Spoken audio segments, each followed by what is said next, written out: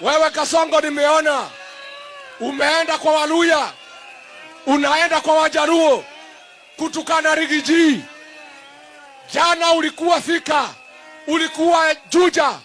Kama wewe ni mwanaume, kwa nini hukuongea mambo ya Rigiji ukiwa hapa Mlimani?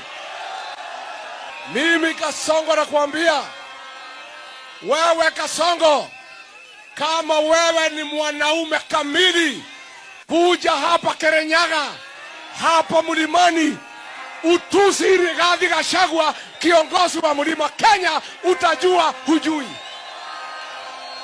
Harambee! Harambee! Wewe Kasongo ni muoga.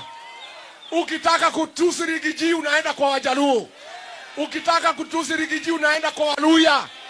Kama wewe umejipima, umefikisha kilo ya mwanaume kamili, kuja hapa Mlimani, hapa Kirinyaga, umutusi Rigiji hapa nyumbani kwao.